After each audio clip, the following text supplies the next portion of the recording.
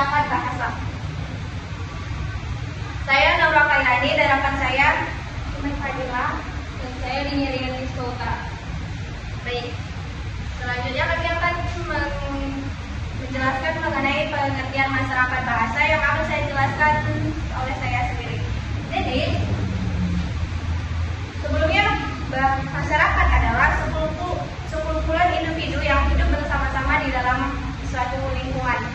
Sedangkan bahasa adalah alat komunikasi verbal yang digunakan untuk berkomunikasi. Jadi, masyarakat bahasa adalah sekelompok individu yang menggunakan bahasa sebagai alat komunikasi sehari-hari dalam berbagai interaksi sosial. Selanjutnya, di dalam masyarakat bahasa ini memiliki jenis-jenisnya. Yang pertama adalah berdasarkan sikap sosial. Masyarakat berdasarkan sikap sosial di dalamnya adalah sekelompok orang yang terhukum karena memiliki pandangan atau sikap yang sama terhadap bahasa mereka. Jadi, berdasarkan sikap sosial ini terhukum karena penggunaan bahasa mereka yang sama, seperti dialek mereka sama, atau karena adanya norma atau aturan di dalam lingkungan itu, seperti karyawan yang bekerja di sebuah kantor akan menggunakan bahasa yang lebih sopan, yang lebih formal ketika bertemu dengan klien ataupun atasannya. Akan tetapi jika bertemu dengan rekan kerjanya atau teman sejawatnya, maka akan menggunakan bahasa yang lebih santai, seperti itu. Selanjutnya adalah masyarakat bahasa berdasarkan interaksi yang akan dijelaskan oleh rekan saya. Masyarakat bahasa berdasarkan interaksi adalah kelompok orang yang terbentuk karena sering berkomunikasi satu sama lain menggunakan bahasa tertentu. Jadi masyarakat bahasa berdasarkan interaksi ini memiliki contoh. Yang pertama yaitu komunitas penutur bahasa Sunda, yaitu di daerah Sunda kelompok orang yang sering berkomunikasi menggunakan bahasa Sunda, baik dalam konteks formal maupun informal, membangun rasa kebersamaan dan identitas budaya. Yang kedua, komunitas penutur dialek. Misalnya, orang-orang yang berbicara dalam dialek Batak dalam lingkungan sosial mereka memperkuat identitas budaya dan hubungan antar anggota kelompok. Jadi, contoh ini menunjukkan bagaimana interaksi bahasa membentuk kelompok sosial yang memiliki karakteristik linguistik dan budaya tertentu.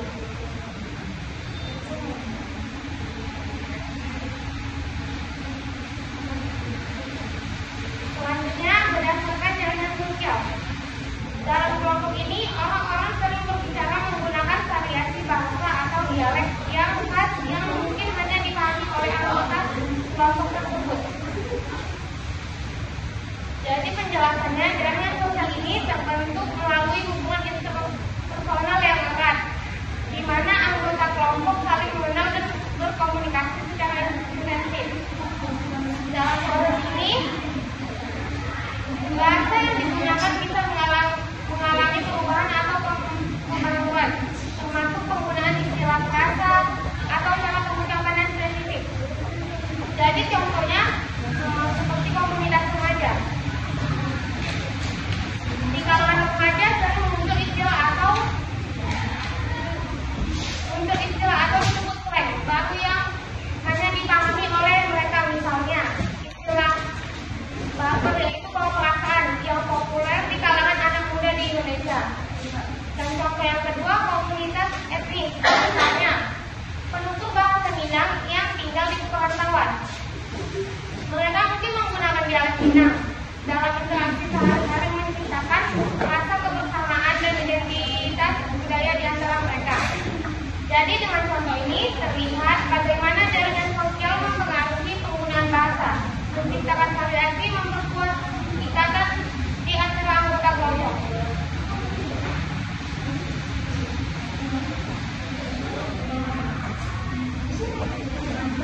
Dan yang terakhir adalah masyarakat bahasa sebagai interpretasi sugesti psikologi, mencerminkan identitas pribadi dan dipengaruhi oleh interaksi sosial serta kemampuan mereka untuk menyesuaikan diri dengan kelompok yang ingin diidentifikasi.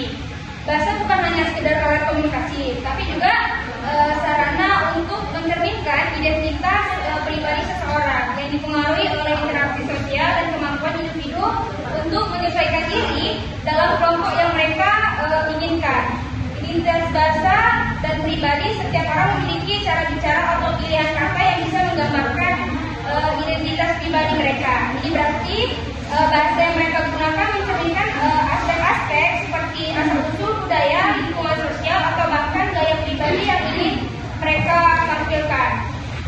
Interaksi sosial bahasa yang tidak berkembang secara individu, melainkan melalui interaksi sosial. Dalam konteks sosial, seorang mungkin menyesuaikan cara bicaranya termasuk akses, dialek, atau kosakata agar lebih diterima oleh kelompok sosial yang tertentu. Misalnya, seorang anak muda mungkin akan menggunakan gaya bahasa tertentu saat berbicara dengan teman-temannya, tetapi akan berubah ketika berbicara dengan orang tua atau guru.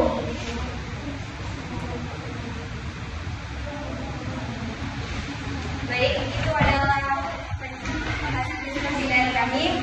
Dan kepada kelompok lain yang ingin bertanya, kami persilakan. Kepada kelompok lain yang ingin bertanya, kami persilakan. Kepada kelompok 1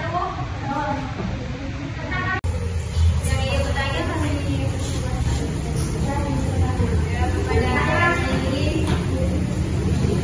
saya dari kelompok 9 ingin bertanya, bagaimana terbentuknya sebuah masyarakat bahasa dalam suatu lingkungan sosial?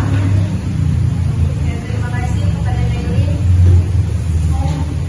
Kepada Naila, saya kira dari kelompok 1 ingin bertanya apa saja ciri-ciri masyarakat bahasa. Pada kelompok lain, kepada Desa, saya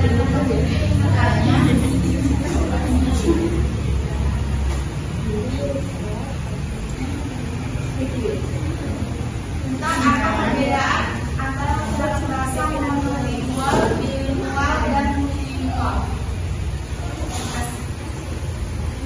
Izinkan kami beri sedikit waktu untuk menjawab pertanyaan kalian. Jadi di sini saya akan menjawab pertanyaan dari Dika, yaitu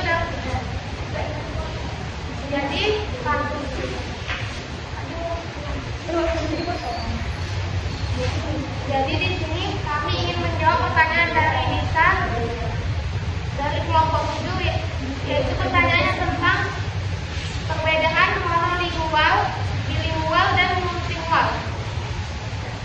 Jadi perbedaannya, monolingual yaitu kemampuan untuk berbicara dalam satu bahasa.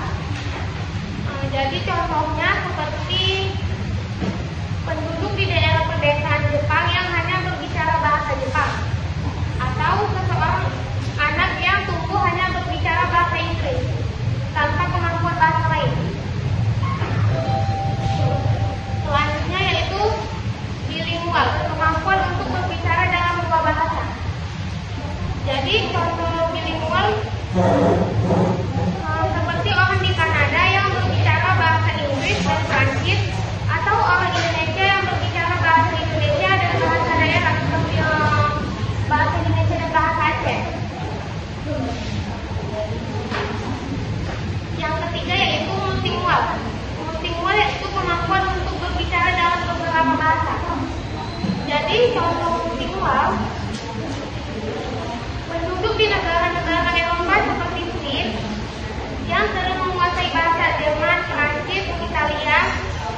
Di Indonesia, seseorang yang mampu berbicara bahasa Indonesia, bahasa Inggris, dan bahasa daerah juga dianggap multilingual. Itu saja. Apakah sudah puas?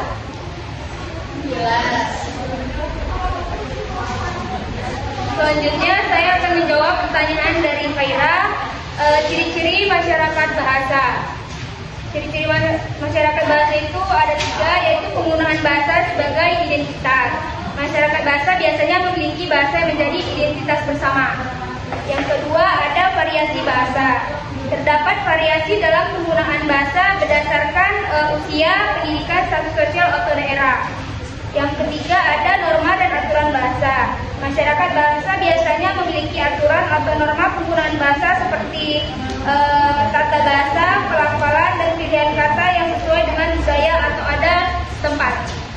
Baiklah, guys, saya akan menjawab pertanyaan dari Naili yang tadi. Yang pertanyaannya adalah bagaimana terbentuknya sebuah masyarakat bahasa dalam suatu lingkungan sosial.